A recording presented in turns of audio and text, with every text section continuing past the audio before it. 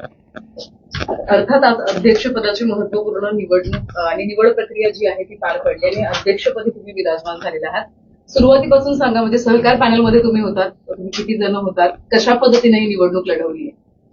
आम्ही सहकार पॅनल स्थापन करताना आदरणीय कतोरे साहेब होते, त्याच्यामध्ये आदरणीय उपमुख्यमंत्री शिंदे साहेब होते, हितेंद्र ठाकूर साहेब होते, असं आणि बाळामामा म्हात्रे खासदार राष्ट्रवादीचे, ते सगळे आम्ही एकत्र मिळून सहकार पॅनलची स्थापना केली होती. आणि त्याच्यातून आम्ही जेव्हा सुरुवात केली त्यावेळेस समोर परिवर्तन पॅनल म्हणून होतं आणि त्याच्यामध्ये पण काही, आता सहकार पॅनलमध्ये असं होतं की कुठल्याही पक्षाचा बॅनर नव्हता आणि सहकारामध्ये कुठलाही पक्षाचा झेंडा वगैरे आम्ही कुठला वापरला नव्हता.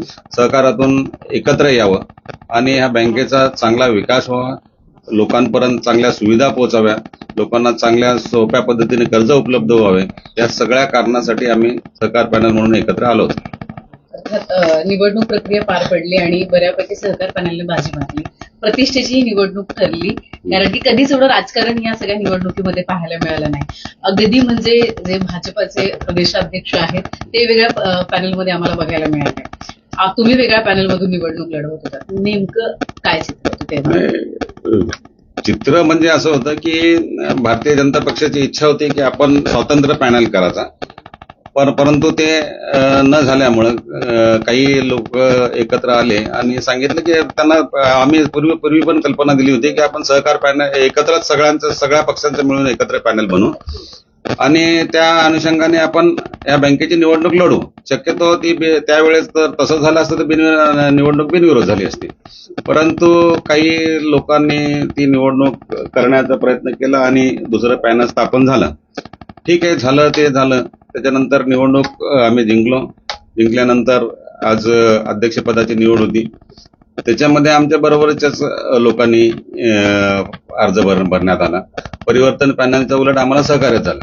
त्याच्यामुळं आपले मुख्यमंत्री देवेंद्र फडणवीस असू दे किंवा फडणवीस साहेब असू दे किंवा रवींद्र चव्हाण साहेब असू दे, यांच्या सहकार्याने मला आज अध्यक्षपद मिळालं. कतोरे साहेब तर बरोबरच होते, शिंदे साहेब सुद्धा बरोबरच होते आणि अशा पद्धतीने या अध्यक्षपदाची निवड झाली. ऍक्च्युली ही निवडणूक व्हायला नको होती, ती बिनविरोधच व्हायला पाहिजे होती, पण काही लोकांच्या हट्टापायी ती निवडणूक झाली.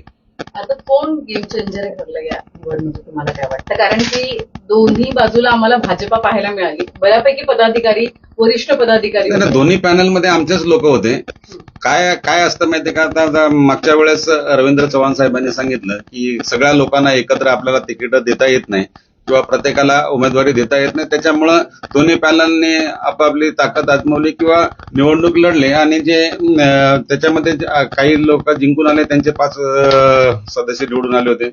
आमच्याकडे 16 होते आणि एक अपक्ष म्हणून निवडून आले होते निलेश सांबरे साहेब. आणि असं मिळून सगळ्यांनी आता 21 संचालक आमचे निवडून आलेले. परंतु आज निवडणूक झालेली, आम्ही राजकारण बाजूला ठेवून या बँकेच्या हितासाठी काम करणार आहे. ही बँक शेतकरी कष्टकऱ्यांची आहे, ठेवीदारांची, त्यांचं हित जोपासण्याचं काम आम्ही करणार आहे. अर्थात काही वेळापूर्वी तुम्ही एक उल्लेख केला की समोरच्या पॅनलमध्ये सुद्धा काही लोकांनी तुम्हाला आम्हाला सहकार्य केलं. त्यांनी परिवर्तन पॅनलच्या सगळ्या लोकांनी आम्हाला सहकार्य केलं. मतदानामध्ये सगळ्यांनीच केलं. परिवर्तन पॅनलमध्ये जे जे संचालक निवडून आले त्यांनी आम्हाला सगळ्यांनी मदत केली. तरी हट्टापायी ही निवडणूक झाली का? कारण की सर्व आमच्या बरोबरच असलेल्या लोकांच्या हट्टापायी निवडणूक झाली. ऍक्च्युली हितेंद्र ठाकूर साहेबांचं पण काही म्हणणं नव्हतं. कतोरे साहेब आणि शिंदे साहेबांनी त्यांच्याशी चर्चा करून सांगितलं होतं की आपसामध्ये बसून तुम्ही ठरवा, पण इथं आल्यानंतर काही लोकांच्या हट्टापायी ती निवडणूक लागली गेली. पण हा चट्ट आधी सुद्धा पाहायला मिळाला, तेव्हा सुद्धा चित्र वेगळं पाहायला मिळालं, सहकार पॅनलचं पारडं जड पाहायला मिळालं. आज सुद्धा हट्ट झाला असं तुम्ही म्हणताय, आज सुद्धा चित्र वेगळं पाहायला मिळतं. नाही, आज सहकार पॅनल मध्ये बरोबरच्याच लोकांनी फॉर्म भरला होता. आमच्या विरोधकांनी फॉर्म नव्हता भरला, सोबतच्याच लोकांनी फॉर्म भरला होता. परिवर्तन पॅनलचं उलट आम्हाला सहकार्य झालं. कोण होते तुमच्यासोबत? कपिल पाटील साहेब होते, पटेकर होत्या, अनिल गावंड होते, निलेश सांबरे होते, या सगळ्या लोकांनी आम्हाला मदत केली.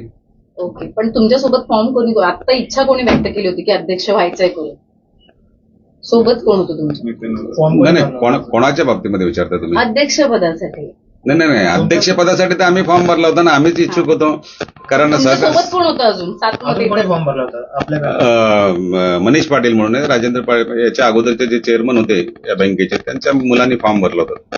अच्छा, तुम्ही आता जेव्हा पदभार स्वीकारला, हा म्हणजे तुम्ही खुर्चीवर बसलात, तेव्हा एक प्रोटोकॉल असतो, जो प्रोटोकॉल आपण काही वेळापूर्वी फॉलो केला उपाध्यक्ष ज्यांच्या निवड झाली, पण तो प्रोटोकॉल ज्यावेळी तुम्ही खुर्चीवर बसला तेव्हा फॉलो होताना बघायला मिळालं नाही, काय तुम्हाला म्हणजे जे अगोदरचे अध्यक्ष होते ते इथे बघायला मिळाले अशी चर्चा नाही आहे. ऍक्च्युअली त्यांनी थांबायला पाहिजे होतं. बघा, निवडणूक झाली, ते आमचे सहकारी होते, आम्ही याच्या अगोदर 5 वर्ष काम केलं होतं.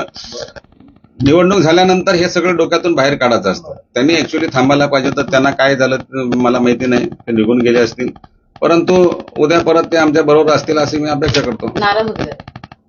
आता मला त्यांनी दाखवलं नाही, कारण आम्ही सकाळी बरोबर होतो. त्यांच्या मुलाला पण मी समजावलं की वडिलांची त्यांची तब्येत थोडीशी खराब आहे, त्याच्यामुळे मी त्यांना सांगितलं की वडिलांची थोडी काळजी घे. त्यांच्या माझे खूप चांगले संबंध आहेत आणि चांगले राहतील. सर, या संपूर्ण निवडणुकीमध्ये आमदार किसन खोतरे असतील, दिनेश खोतरे असतील, यांचं महत्वपूर्ण योगदान लाभलेलं आहे, त्याविषयी थोडक्यात काय सांगा? बघा, आमदार कतोरे साहेब जे आहेत ते आमचे राजकीय गुरु तर आहेत, आमचे मार्गदर्शक आहेत, प्रेरणास्थान आहेत, आणि त्यांच्या आशीर्वादानेच मी इथे बसलो. नाही तर ह्या खुर्चीवर बसणं आमच्यासारख्या छोट्या कार्यकर्त्याचं काम नव्हतं. कथोरे साहेबांनी जे प्रयत्न केले ह्या पूर्ण निवडणुकीमध्ये, त्यावेळेस थोडंसं पक्षाचा काही विरोध जरी असला तरी पण त्यांनी पक्षाला सांगितलं होतं की सहकार पॅनलच्या माध्यमातून आपण निवडणूक लढू आणि एकत्रपणे आपण काम करू, असं पक्षाला सुद्धा सांगितलं होतं. पण त्यावेळेस ते काही जमलं नाही. परंतु कतोरे साहेबांनी पूर्ण ठाणे जिल्ह्यामध्ये शिंदे साहेब पण बरोबर होते आमचे, आणि सगळ्यांनी एकत्र मिळून काम केलं, म्हणून आम्हाला यश मिळालं. समोरच्या पॅनलची शिट्टी वाजवली सर आपण. शिट्टी आमची निशाणी शिट्टी होती, आमची निशाणी शिट्टी होती. कशा प्रकारे पुढची वाटचाल असणार आहे आणि बँकेच्या संपूर्ण कारभारामध्ये, म्हणजे महिला बचत गट असू द्यात किंवा आता बऱ्याच प्रतिक्रिया येत आहेत की कर्ज किंवा इतर ज्या काही गोष्टी आहेत त्यासाठी सोयीस्कर व्हावं, हे कशामध्ये सोयीस्कर तर आता आपले म्हणजे कर्ज वाटप जे आपण करतो तर सोयीस्करपणे करतो. पूर्वी थोड्याशा किचकट अटी होत्या, त्या आम्ही मागच्या वेळेस 5 वर्षामध्ये बसल्यानंतर त्या कमी केल्यात. म्हणजे सक्षम जामीनदार, पूर्वी फक्त सरकारी जामीनदार लागत होता, आता ती अट नाहीये. सक्षम जामीनदार कोणी लागवलं किंवा ज्यांच्याकडे आयटी फाईल आहे किंवा त्यांचा इन्कम प्रूफ काही आहे, ती सक्षम जामीनदार आपल्याला चालतो. आम्ही 3 लाखापर्यंत पर्सनल कर्ज देतो, छोट्या व्यावसायिकांना कर्ज देतो, महिला बचत गटाला 7 लाखापर्यंत कर्ज देतो 7.5%. आता ते कर्ज आम्ही 25 लाखापर्यंत करण्याचा उद्देश ठेवला आहे आणि आम्ही ते 100% करू. त्याचप्रमाणे बिगर शेती कर्ज असू दे किंवा शेती कर्ज असू दे, शेतकऱ्यांना आम्ही त्यामध्ये मदत करत असतो. दुसरी गोष्ट, शहरी भागामध्ये आम्ही सेल्फ रिडेव्हलपमेंट जे करतो त्याच्यासाठी 250 कोटीचं आम्ही लिमिट ठेवलेलं आहे. आमच्याकडे आता 5-6 सोसायटीनी सेल्फ रिडेव्हलपमेंटसाठी पैसे घेतले आणि ते परत सुद्धा केलेले आहे आणि चांगल्या प्रकारे तो प्रसिद्ध मिळतो आम्हाला. आणि याच्या पुढेही आम्ही आता बदलापूरमध्ये पण बरेचसे सोसायटी जे आहेत, जुन्या बिल्डिंग्स आहेत, त्या रिडेव्हलपमेंटसाठी आले. आमच्याकडे लोक अप्रोच होतात आणि सोप्या पद्धतीने त्यांना कर्ज पुरवठा करू आणि कमी व्याजदराने करू. तर एक शेवटचा प्रश्न, टीडीसी कुणासाठी नेमकी काम करते किंवा कोण तुमच्याशी संपर्क करू शकतं, कारण की बऱ्याच लोकांना अद्यापही ते प्रश्न आहेत. बघा, पहिली गोष्ट तर ही बँक शेतकऱ्यांची बँक आहे, ठेवीदारांची बँक आहे. आमच्याकडे जवळजवळ 12,000 कोटीच्या ठेवी आहेत. याच्या अगोदर त्या ठेवी 8,500 कोटीच्या ठेवी 2020 साली होत्या. त्याच्यामध्ये वाढ होऊन आता त्या 12,000 कोटीपर्यंत पोहोचलेल्या आहेत आणि आमचं टर्नओव्हर जवळजवळ 16,000 कोटीचं टर्नओव्हर आहे. त्याच्यामध्ये आम्ही असं सहकार पॅनलच्या माध्यमातून जेव्हा निवडणूक लढली त्यावेळेस आम्ही हेच ठरवलं, आता आमच्या बरोबरचे आमचे जे सहकारी संचालक निवडून आले एज्युकेटेड आहेत, सगळे वेल एज्युकेटेड आहे, त्याच्यामुळे त्या सहकाऱ्यांची सुद्धा मला मदत होणार आहे. आणि आता सुद्धा ते ह्या निवडणुकीमध्ये त्या सहकाऱ्यांची मदत झाली म्हणून मला हे अध्यक्षपद मिळालेलं आहे. आणि याच्या पुढे आम्ही शेतकऱ्यांसाठी, मच्छीमारांसाठी पण सुद्धा आम्ही चांगल्या योजना आणू, महिलांसाठी, बचत गटासाठी चांगल्या योजना आणू, शेतकऱ्यांसाठी आणू आणि ही बँकेचा कारभार चांगल्या पद्धतीने करण्याचा आम्ही 100% प्रयत्न करू. चुकीचं काही होणार नाही याची आम्ही दक्षता घेणार. Thank you sir.